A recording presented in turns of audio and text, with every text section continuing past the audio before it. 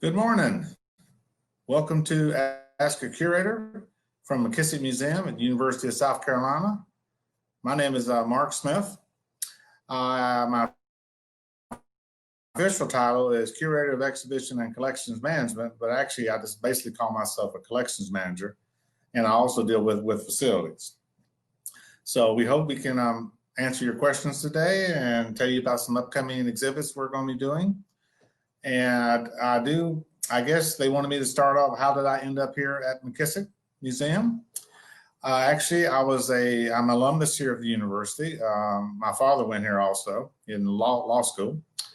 And I had a graduate assistantship here at Mckissick for about 2 years. And that led me into, basically, I was studying then historic preservation, archives, and museums. And working here at the museum got me more into the archive and the museum side. And that is where actually I started my career here as a registrar for 2 years. Then I was assistant archivist for 2 years here at the university. So you can say that the Garnet Black does run pretty deep through me. I was here for about 5 years.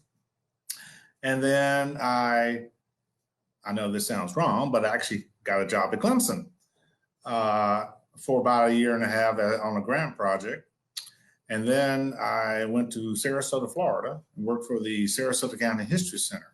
This was a 6-person staff history center that dealt with development review in the county. We were the county archive, a small museum. So I really got more hands-on training and the museum side and archival side. And also I started doing exhibits on a more smaller scale. It wasn't that much of a space, but we started expanding, and it was quite an interesting place to work. And I was there for 14 years. And then I came back to Columbia to work at the state archives. And unlike a lot of other people, things happened during the recessions, and I ended up at DHEC at Vital Records. And then luckily I managed to get back on at the university in 2011. And that's where I've been here ever since as the collections manager and now also the facilities manager. And I see Alyssa is saying hello. Hello to you too. I hope things are going well for you in Washington. So that's pretty much how I ended up here at Mckissick Museum. It was sort of strange to come back, but I do have a lot of institutional knowledge, and now, of course, as facilities, since I was here before, I know where things were installed and things like that. So it has been very helpful. Looks like another question we had was, what does a normal day look like for me?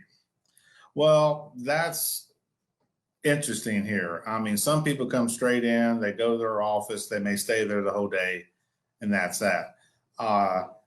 My job, usually one of the first things we have to do is make sure that we check the building every morning for leaks. As I mentioned, we do have some older equipment, fan coil units and things, and we have to dump like buckets from the dehumidifiers and things like that, or the humidifier, depending on what time of year it is. But I may get called on, they're here to install something suddenly broke, we have to take care of this. Then again, I may be at my desk trying to update some of our past perfect records, or I might be in storage, or we might be processing things with our graduate assistants. So it's sort of hard to say what a normal day looks like for me. It does go back and forth, but it makes it fun. I mean, I think it's interesting, a variety of things that I do.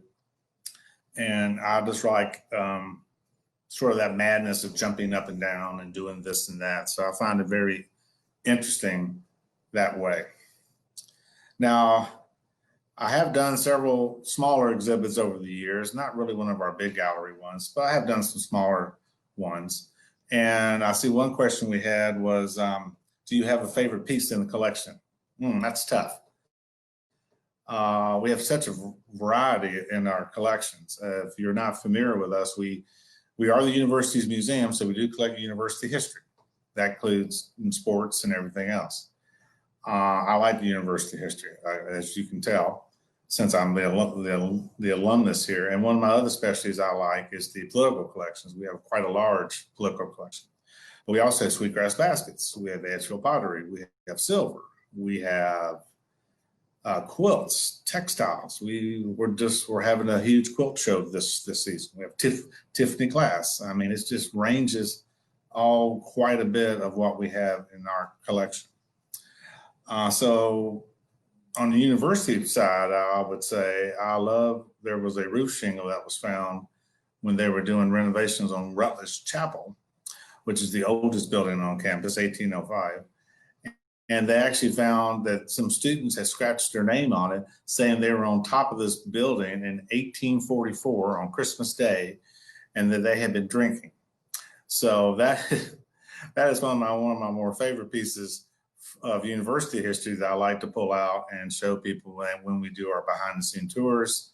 And when we do, we did have it was an exhibit a couple of years ago that we did called WTF, What They Found, Oddities Found on Campus. And that was one of my favorite exhibits that we did, because it was just full of unique pieces, ranging everywhere from an axe they found in the wall at Rutledge Chapel to bottles they found, a brick with a little dog's footprint in it. I mean, it's just amazing what they have found over the years. And recently we just got in 2 bricks that they found underneath Rutledge Chapel that could date back to 1805 or even 1855. They had to do some repair work and they found this. So I thought that was very interesting, just to have a piece from the original building on campus. I see we have a question about, what do you know about the tunnels under the Horseshoe? Now, there's been a lot of talk about the tunnels over the years. Those are steam tunnels. The entire Horseshoe is covered with steam tunnels. Actually, this whole complex, including over to Davis and probably over to Thornwell and other parts of Green Street, all that, what you would call almost the historic campus, the old wall that goes all the way around the campus, was all heated by steam. And from what I've heard from the facilities guys, it's really tight down in those tunnels, and it's not like you can really walk through them in a sense. So I know there's been stories about people, sneaking into the tunnels. I wouldn't want to do that from what I've heard from the facilities guys, but and they still, of course, steam is still used for a lot of the buildings here. They have just changed out the systems to use more chilled water and warm water and things like that. So it's quite a complex. But if you walk around sections of the Horseshoe, you will see steam coming out of some of the manhole covers. So it's quite a, because I know we get asked that, I've been asked that on our Halloween tours that we do with the visitor center. And I said, I wouldn't want to be going down those tunnels. So that's what I know about it on that question. You have another one here. So how do you keep everything organized? Well, we try, as things come in, you never accept anything without a signed receipt. We always have a temporary custody receipt as it comes in. It would be either checked for unconditional donation, but mostly it's in to be considered for acquisition. We do have a collections committee that meets quarterly. Actually, we just had one yesterday. And what we do is you sign the form, you fill out the questionnaire on the back saying as much as you know about the item. Sometimes the person doesn't know, it just comes in, they found it in their house. We've gotten several pieces like that where Mckissick did a quilt survey back in the 80s, and they were sold on with tags saying Mckissick Museum survey. Sometimes we get a call, somebody says, I just bought this house and I found this quilt up in the attic and had your tag on it. So you get things like that, but if we try to get as much information as we can, then it goes before our collection committee under our criteria about how relevant it is to the collection, what's its use, what's its condition, because we got a lot of values. We don't want to accept things that we're going to have to do a lot of repair work on because we just don't really have the money. Conservation is very expensive for anybody who's ever done that before. But then it's we have a museum software called Past Perfect that is a very good software. It's good for medium to small museums. It's very detailed. We assign our session number or our catalog number to the item, and then we go through the process of the form of filling out as much fields as we can, with dates if we can, maker. It's quite a list. And then, we have the item marked, it's photographed. We try to get as good as high res photographs as we can now. We do have a light box that we got last year that is been really helpful in getting some really high quality shots as we continue to put more items online. So as a researcher, you will be able to go online and search our catalog instead of having to make a trip here to look. Now, we've got a long way to go on that because as the collections manager, I've been trying to do inventories of the cases, and you do find, like in the political collection, we probably have 10, 15,000 pieces, and I bet you 2,000 have been photographed maybe. That's a lot of buttons and a lot of other things. So, and same way with some of our textile collection, our quilts are really good, but then you get into some of the other, maybe dresses and other things, and no. So we got work to do, but we are trying to make it as best as we can. So that's how we try to, and then of course it's stored. If it's a textile, it might be stored in an acid-free box. We do have a lot of our storage cases that we have on a variety of our floors that it can be stored in. Everything's numbered, and so that's how we try to do it. But again, we got a long way to go, but we're getting there, and I think we're making good progress. And I'm trying, like I said, to inventory our cases just to try to bring things up to date.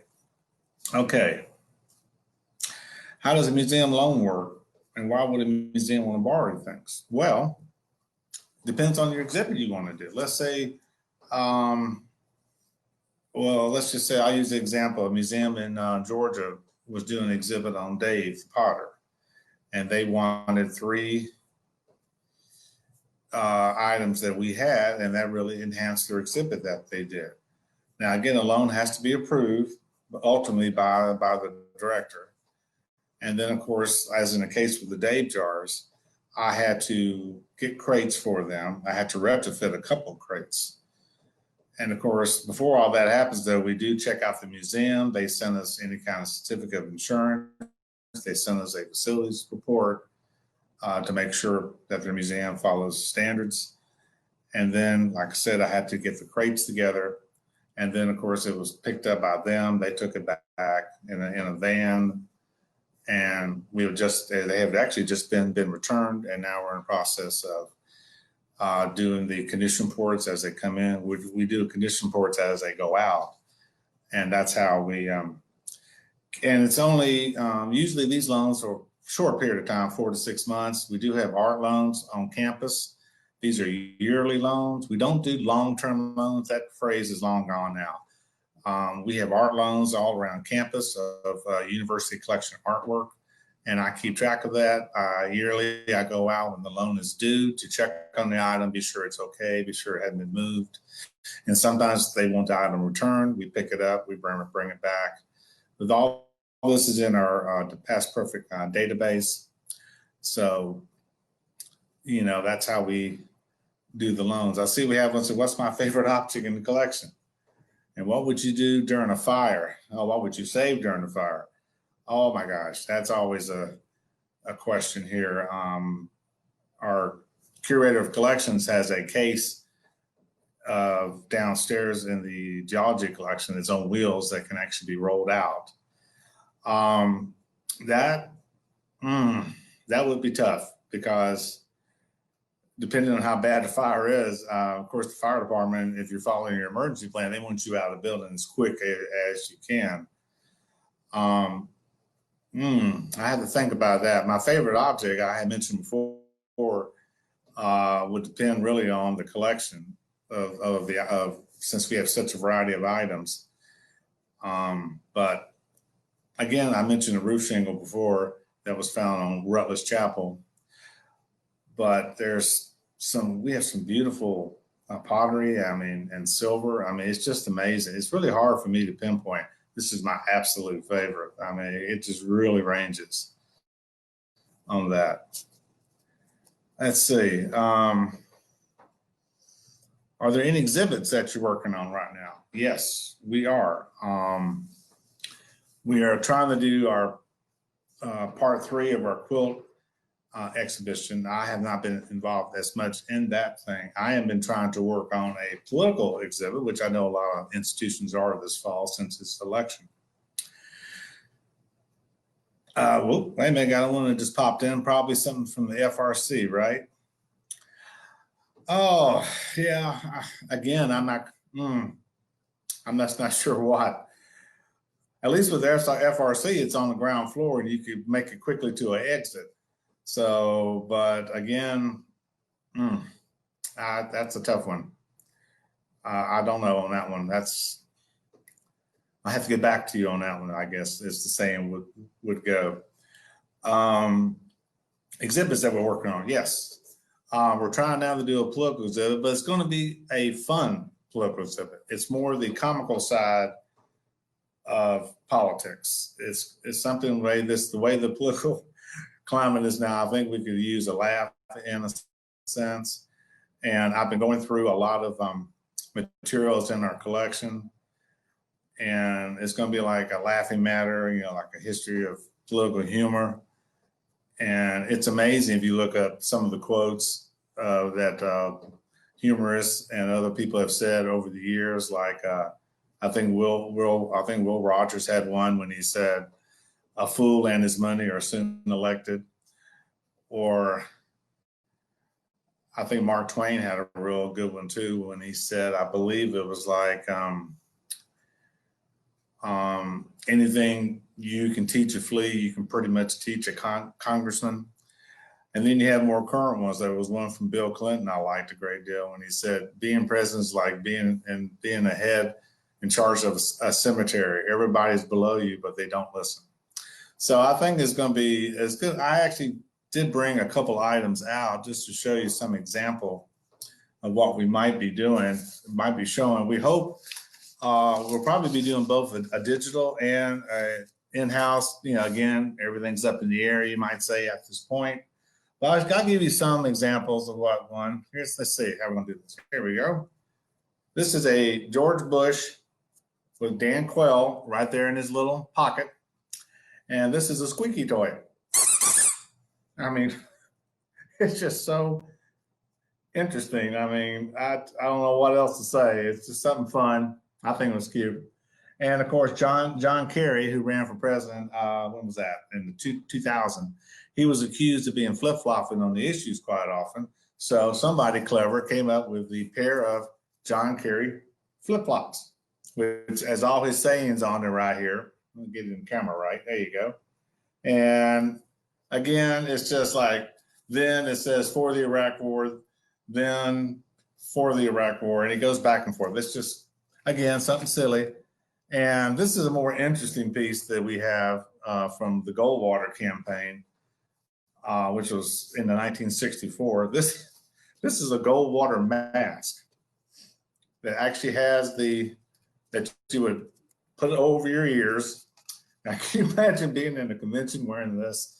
I mean, this is wild. And of course, he was known for having a political button that said, in your heart, he's right. And then the Democrats came up with one, in your heart, he's nuts. So again, I'm trying just to make it humorous and fun. We'll talk about certain aspects. I'm even going to have a section on what is like the comical party when they actually, there's buttons from Linda Ronstadt for First Lady, or Archie Bunker for President, or things like that. So again, I think it's going to be fun. It will, entertain and teach you some things, but that's one thing we're working on. And we're also, maybe in the more distant future, try to have a sports exhibit, and we're trying to develop that on our first floor. We did one a few years back called Fall into Sports, but this one here would Be a much smaller one, but it'll be on our first floor area for when the visitor centers come in. And just give a basic background, because we all know how crazy USC is about sports. And we do have quite a nice sports collection we've been collecting over the years. We do have a good relationship with the athletics department. They have given us quite a few things. And and one thing we might be putting out is something I did bring down, is the first mascot. Now, a lot of people think, well, the Gamecock's been our mascot for years. Well, we did not have an official mascot until 1971. I know that sounds funny because we started playing football in 1894. And this is where people say, well, where does Garnet Black come from? Well, that's sort of a mystery. Professor Dan Hollis, in 1951 and 52, he wrote a history, 2-volume history of the university for its 150th anniversary. And he has said that they're not quite sure where Garnet Black came from. It's just like people showed up at that first game, they had Garnet Black. So we sort of adopted those colors. And then they said, where did the Gamecock come from? Well, that's basically the same thing. And I tend to trust Dr. Hollis's book because he wrote it in the 1950s. And I'm sure he interviewed alumni who were still alive from that time period. So, but the Gamecock has been pretty much associated with the Carolina since 1902.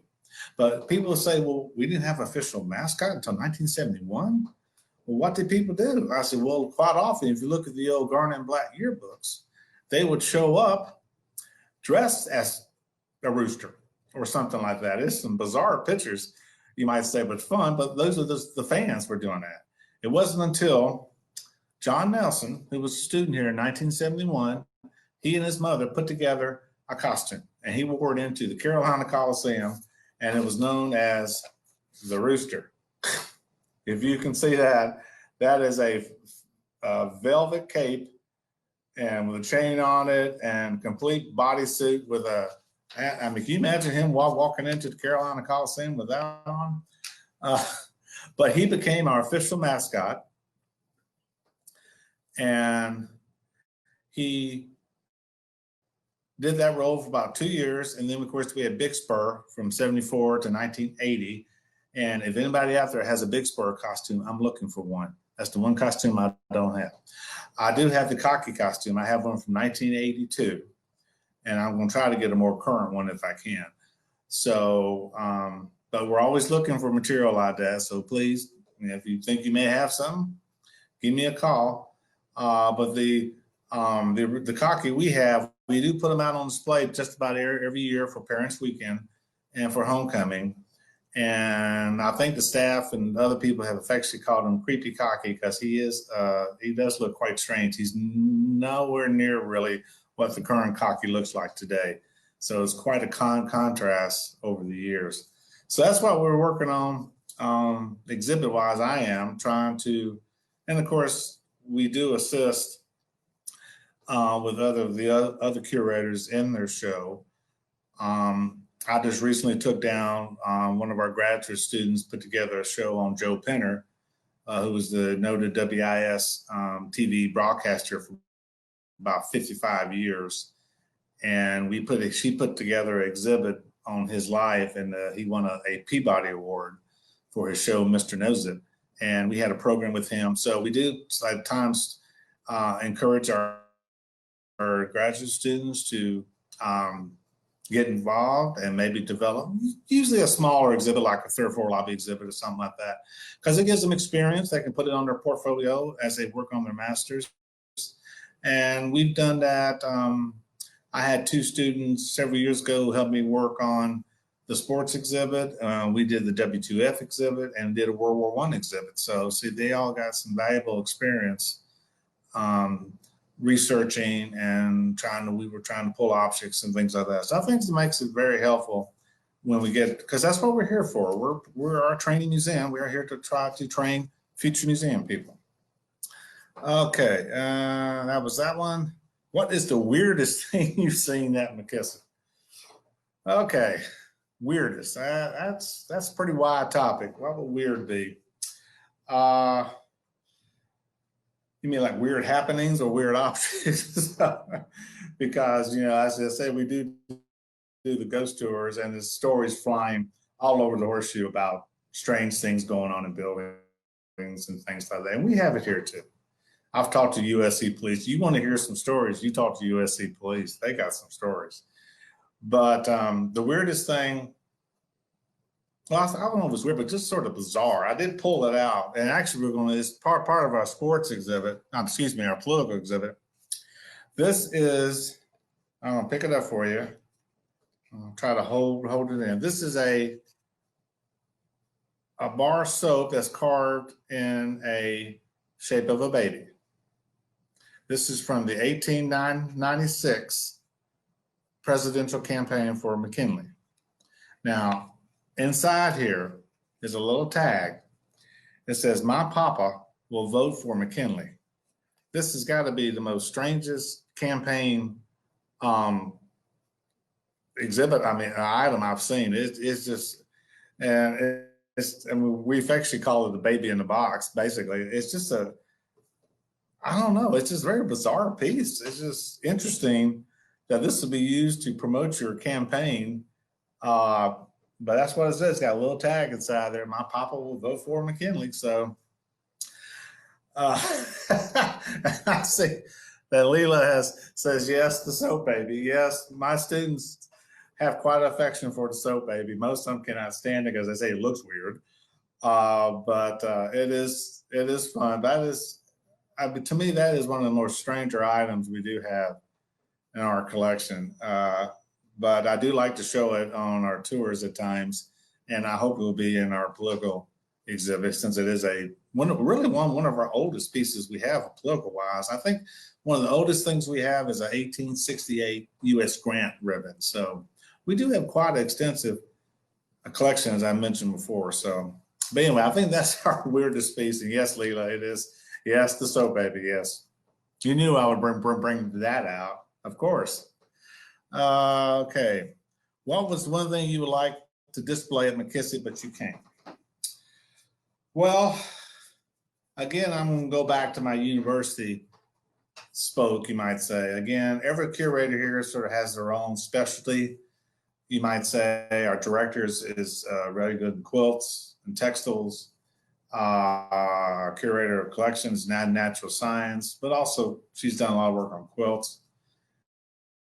Of course, we have our Folk Life Resource Center, and so everybody's got their own little niche. And again, mine is the political and the university history. We do have a South Carolina College safe, which must be about 6.5 feet tall and probably weighs 3,000 to 4,000 pounds.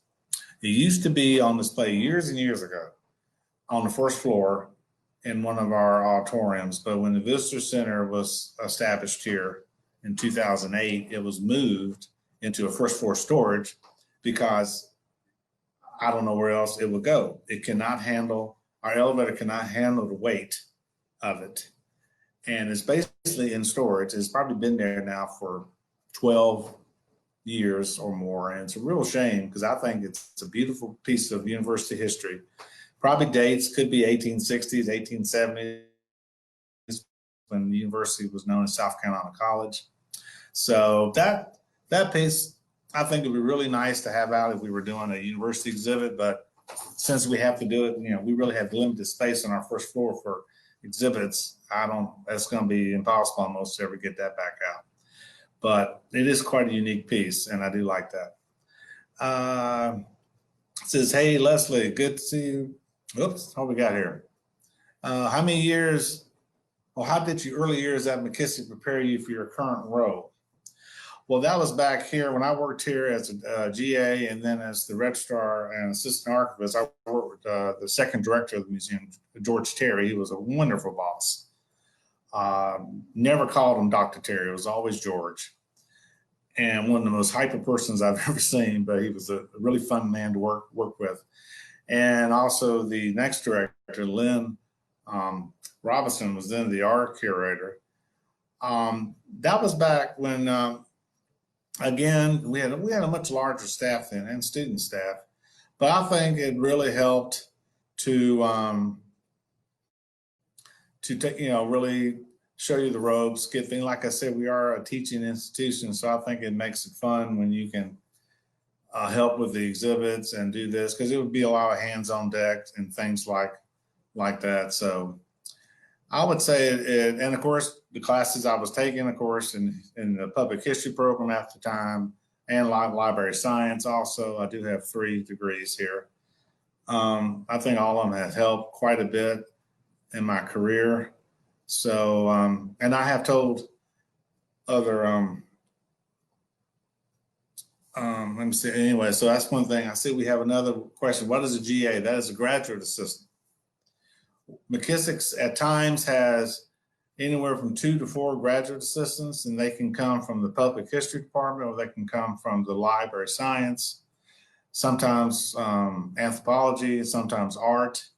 So they come in, they're usually here for 1 year now. Used to be 2 years in the past, but this is how they would come in and they would work here. I think it's up to 20 hours or 15. I would have to check on that. But they're very instrumental in helping us, open and closing museums. We are open on Saturdays, so we do have Saturday shifts. And again, I mentioned they are assigned, like if you're in collections, you'll be involved with processing collections, marking the objects, photography, and you'll help with exhibits. If you're the exhibition GA, of course, that would be your job of checking the exhibits, make sure the lights are working, spotlights are right. So it's quite a lot of projects and duties that a GA has. Now, how do I become a GA? I see that's another question that's jumped up. You probably would need to talk to other members of our staff, probably Lana Burgess. She's our faculty coordinator, and she could probably answer that question better than I could of how you would apply for that positions. Again, it ranges on, you might say, on budgets, how many we have any given time. But I think it will give you really wonderful experience if you want to be in this field of dealing with a more smaller, medium-sized museum that you do. Because we used to do the intern program with the public history department. When Bob Wyneff's class, he would do a summer intern. And I thought that was a very good internship program that we would be assigned maybe 2 students. And this will be the way, if this is what they wanted to do. It's just their field. And, it was no insult if somebody said, no, this isn't me, I'd rather be teaching. And then I've had some that said, this is great, I want to go on. And so it's the same way almost with the GA. You would come here and say, because we're not going to stick you in a room and say, I want you to process that box over there for the next 10 weeks. No, we're not going to do that. It's going to be a lot more up and down, helping me do this, helping me do that. It could be even as manual labor, as helping set up for Rudy's talks on the Horseshoe. So it's a variety of projects. I think it makes it very interesting for the student to come in and do that. And speaking of that, what are your top 3 tips for people who want to work in museums? Well, I just mentioned one. I would, if you're interning somewhere this summer, or maybe this fall at a museum, just to see what it's like if you never have worked in a museum or art archive, depending if you're in library science or something like that. You'll be surprised. You may find it very interesting. Then again, you may say, wow, this isn't really for me. But again, you're getting that experience to find out. And what I used to tell some of my students, I know today a lot of parents are just terrified that, oh my goodness, my child's going to be a history major. He's going to have a cup on the side of the street. And it's like, no. Granted, you're not going to be a millionaire in this field, but if you're passionate for history, that's what I tell some of my students. I say, yeah, I've known people who've gone to law school, but then they ended up working at the library because they love the library. I mean, to me, if you love it, remember, you're going to be working for 40 years probably, so you might as well do what you enjoy.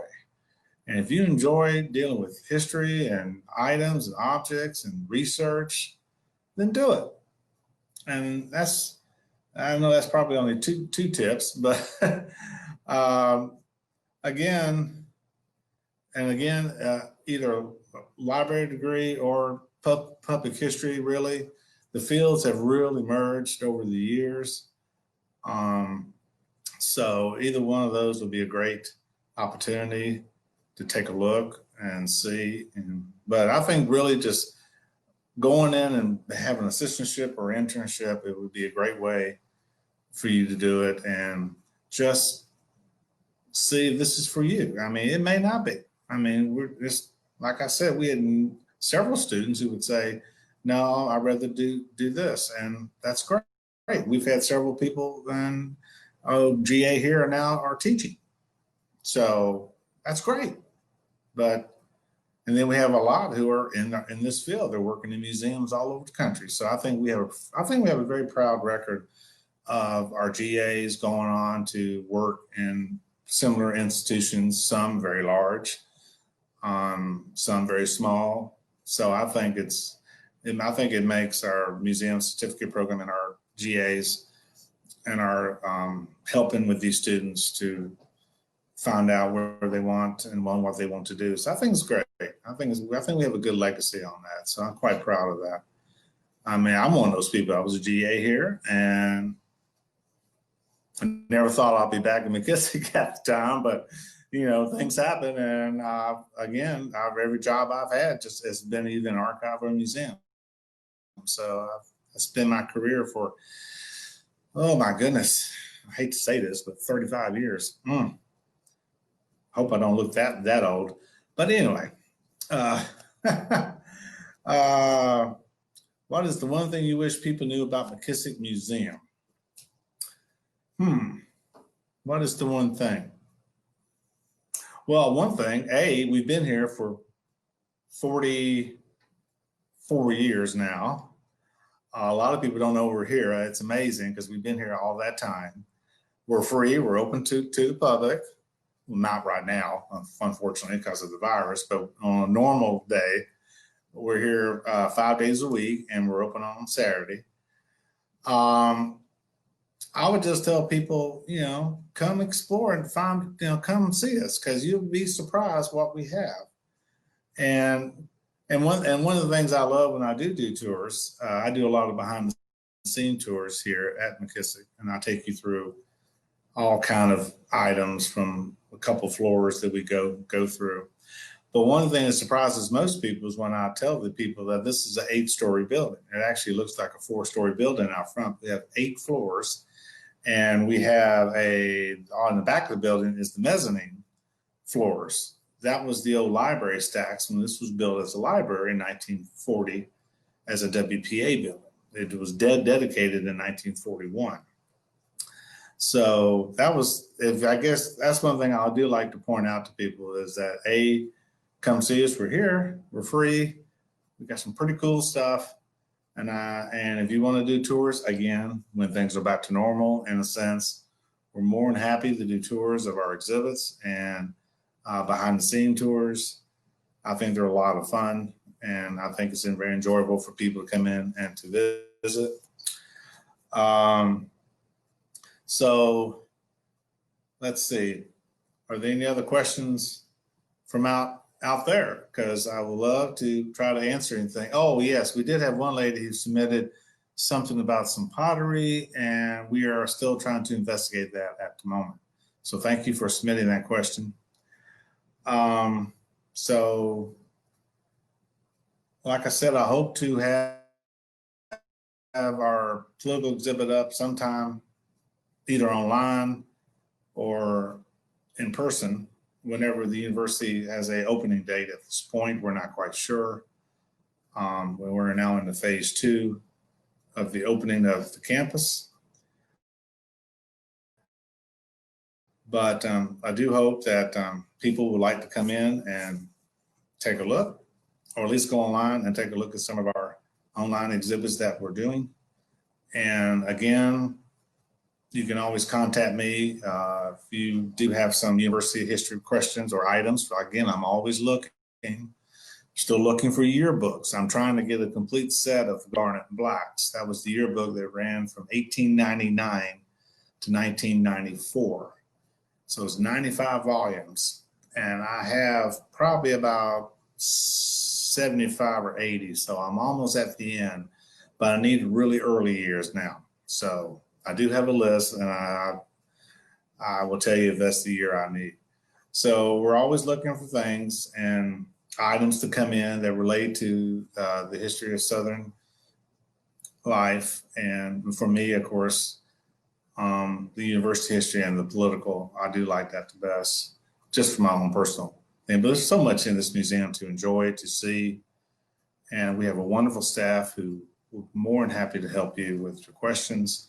Now, we can't do appraisals. We're not the Antique Roadshow, so we don't give values, and I don't have a clue what some of these items are worth. So just keep that in mind when you do want to contact us. We'll try to help you, tell you what the item is, but we really cannot do any values on that.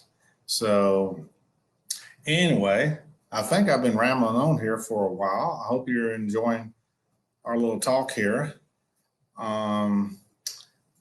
What else we do have? Well, I did pull this out. Let me just show you. It's just something we did a few years ago. Exhibit. There was a time capsule here for the 150th anniversary of the city of Columbia. And in 1986, they gave it to Mckissick. And it was full of all kind of items from 1936. It was quite interesting. I did pull these out just to show you real quick.